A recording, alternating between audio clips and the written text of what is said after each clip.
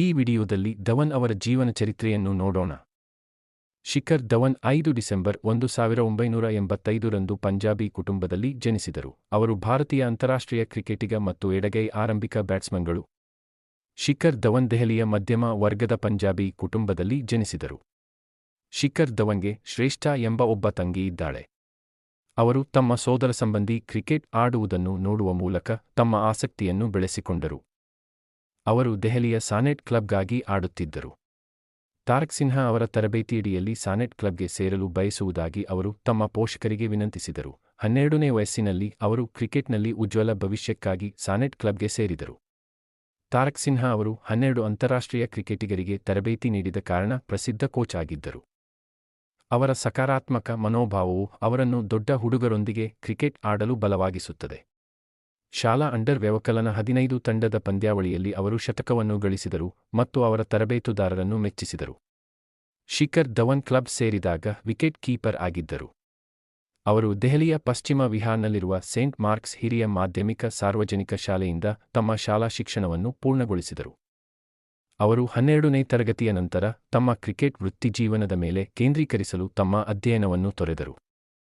1999-2000 ರಲ್ಲಿ 16 ವರ್ಷದೊಳಗಿನ ವಿಜಯ್ ಮರ್ಚೆಂಟ್ ಟ್ರೋಫಿ ಅವರು ದೆಹಲಿಗಾಗಿ ಆಡಿದರು ಮತ್ತು ಅವರ ತಂಡವನ್ನು ಫೈನಲ್ಗೆ ಕರೆದೊಯ್ದರು. ಮುಂದಿನ ಋತುವಿನಲ್ಲಿ ಅವರು ಪ್ರಮುಖ ರನ್ ಸ್ಕೋರರ್ ಆಗಿದ್ದರು. 16 ವರ್ಷದೊಳಗಿನವರ ತಂಡದಲ್ಲಿ ಅವರು ಉತ್ತರ ವಲಯಕ್ಕೆ ಆಡಲು ಆಯ್ಕೆಯಾದರು. ಅವರು 15ನೇ ವಯಸ್ಸಿನಲ್ಲಿ ದೆಹಲಿ ಅಂಡರ್ ವ್ಯವಕಲನ 19 ತಂಡದಲ್ಲಿ ತಮ್ಮ ಸ್ಥಾನವನ್ನು ಹೊಂದಿದ್ದರು. 2004 ರ ಅಂಡರ್ ವ್ಯವಕಲನ 19 ವಿಶ್ವಕಪ್ನಲ್ಲಿ ಅವರು 50 ಮತ್ತು 3 ಶತಕಗಳೊಂದಿಗೆ 84.16 ರ ಸರಾಸರಿಯಲ್ಲಿ 505 ರನ್ ಗಳಿಸಿದರು. ನವೆಂಬರ್ 2004 ರಲ್ಲಿ ಅವರು ಆಂಧ್ರಪ್ರದೇಶದ ವಿರುದ್ಧ ರಣಜಿ ಟ್ರೋಫಿಯಲ್ಲಿ ದೆಹಲಿಗಾಗಿ ಪ್ರಥಮ ದರ್ಜೆಗೆ ಪಾದಾರ್ಪಣೆ ಮಾಡಿದರು. 2012-13 ಸೀಸನ್ಗಳಲ್ಲಿ ಅವರು ಚಾಲೆಂಜರ್ ಟ್ರೋಫಿ, ದುಲೀಪ್ ಟ್ರೋಫಿ ಮತ್ತು ರಣಜಿ ಟ್ರೋಫಿಯಲ್ಲಿ ಅತ್ಯುತ್ತಮ ಪ್ರದರ್ಶನವನ್ನು ತೋರಿಸಿದರು ಮತ್ತು ಇಂಗ್ಲೆಂಡ್ ತಂಡದ ವಿರುದ್ಧ ಶತಕವನ್ನು ಗಳಿಸಿದರು. ಅವರು ಐಪಿಎಲ್ನಲ್ಲಿ ಮುಂಬೈ ಇಂಡಿಯನ್ಸ್ಗಾಗಿ ಆಡಿದ್ದರಿಂದ ಅವರ ದೇಶೀಯ ವೃತ್ತಿಜೀವನ ಯಶಸ್ವಿಯಾಗಿದೆ, ಆದರೆ ಈಗ ಅವರು ಡೆಲ್ಲಿ ಡೇರ್ಡೆವಿಲ್ಸ್ಗಾಗಿ ಆಡುತ್ತಿದ್ದಾರೆ. 2004 ಅಂಡರ್ ವ್ಯವಕಲನ 19 ವಿಶ್ವಕಪ್ನಲ್ಲಿ ಅವರು ಭಾರತೀಯ ತಂಡದಲ್ಲಿ ಆರಂಭಿಕರಾಗಿ 505 ರನ್ ಗಳಿಸಿದರು. ಅವರು ನವೆಂಬರ್ 2004 ರಲ್ಲಿ ದೆಹಲಿಗಾಗಿ ಪ್ರಥಮ ದರ್ಜೆಗೆ ಪಾದಾರ್ಪಣೆ ಮಾಡಿದರು. 2004-05 ರಲ್ಲಿ ಅವರು ರಣಜಿ ಟ್ರೋಫಿ ಚೊಚ್ಚಲ ಪಂದ್ಯದಲ್ಲಿ 461 ರನ್ ಗಳಿಸಿದ ಕಾರಣ ತಂಡದ ಪ್ರಮುಖ ರನ್ ಸ್ಕೋರರ್ ಆದರು. ಅವರು ಅಕ್ಟೋಬರ್ 2010 ರಲ್ಲಿ ವಿಶಾಖಪಟ್ಟಣದಲ್ಲಿ ಆಸ್ಟ್ರೇಲಿಯಾ ವಿರುದ್ಧ ತಮ್ಮ ಒಡೈ ಚೊಚ್ಚಲ ಪಂದ್ಯವನ್ನು ಮಾಡಿದರು. ಅವರು ಪ್ರವಾಸದ 1ನೇ ಒಡೈನಲ್ಲಿ ತಮ್ಮ ಮೊದಲ ಒಡೈ ಅರ್ಧಶತಕವನ್ನು ಗಳಿಸಿದರು. ಅವರು ಜೂನ್ 2011 ರಲ್ಲಿ ಕ್ವೀನ್ಸ್ ಪಾರ್ಕ್ನಲ್ಲಿ ವೆಸ್ಟ್ ಇಂಡೀಸ್ ವಿರುದ್ಧ ವ್ಯವಕಲನ 20 ಚೊಚ್ಚಲ ಪಂದ್ಯವನ್ನು ಮಾಡಿದರು. 2013 ರಲ್ಲಿ ಆಸ್ಟ್ರೇಲಿಯಾ ವಿರುದ್ಧ ಟೆಸ್ಟ್ಗೆ ಪದಾರ್ಪಣೆ ಮಾಡಿದ್ದರು. ಅವರು ತಮ್ಮ ಚೊಚ್ಚಲ ಟೆಸ್ಟ್ನಲ್ಲಿ ಅತ್ಯಂತ ವೇಗದ ಶತಕವನ್ನು ಗಳಿಸಿದರು ಮತ್ತು ಭಾರತೀಯ ಚೊಚ್ಚಲ ಆಟಗಾರನ ಅತ್ಯಧಿಕ ಸ್ಕೋರ್ನ ದಾಖಲೆಯನ್ನು ಮಾಡಿದರು. ಟೆಸ್ಟ್ಗೆ ಪದಾರ್ಪಣೆ ಮಾಡಿದ ಅವರು 168 ಎಸೆತಗಳಲ್ಲಿ ಎಟಾಗದೆ 185 ರನ್ ಗಳಿಸಿದರು.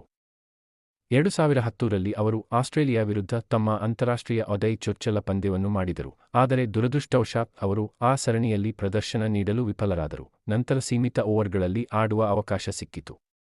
ಅವರು ಜೂನ್ 2011 ರಲ್ಲಿ ವೆಸ್ಟ್ ಇಂಡೀಸ್ ವಿರುದ್ಧ ತಮ್ಮ ಅಂತಾರಾಷ್ಟ್ರೀಯ ವ್ಯವಕಲನ 20 ಚೊಚ್ಚಲ ಪಂದ್ಯವನ್ನು ಮಾಡಿದರು, ಆದರೆ ಅವರು ಪ್ರದರ್ಶನ ನೀಡಲು ವಿಫಲರಾದರು.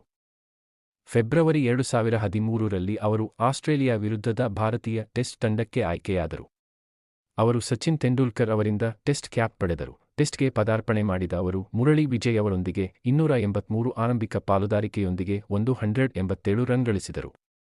ಅಲ್ಲದೆ ಚೊಚ್ಚಲ ಪಂದ್ಯದಲ್ಲೇ ಅತಿವೇಗದ ಶತಕ ಬಾರಿಸಿದ ದಾಖಲೆಯನ್ನೂ ಮಾಡಿದ್ದಾರೆ.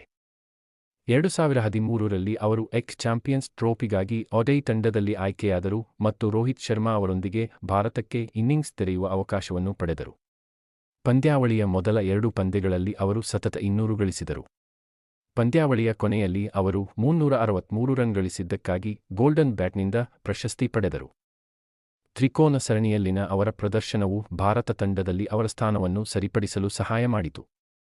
ಅವರ ಕಾರಣದಿಂದಾಗಿ ಭಾರತವು ಆಸ್ಟ್ರೇಲಿಯಾ ಪ್ರವಾಸದ ವಿರುದ್ಧ 350+ ಸ್ಕೋರ್ ಅನ್ನು ಸುಲಭವಾಗಿ ಬೆನ್ನಟ್ಟಿತು. ಅವರು 2014 ರ ಏಷ್ಯಾ ಕಪ್ನಲ್ಲಿ ಉತ್ತಮ ಪ್ರದರ್ಶನ ನೀಡಿದರು ಮತ್ತು ಟ್ರೋಫಿ ಗೆಲ್ಲುವಲ್ಲಿಯೂ ಕೊಡುಗೆ ನೀಡಿದರು.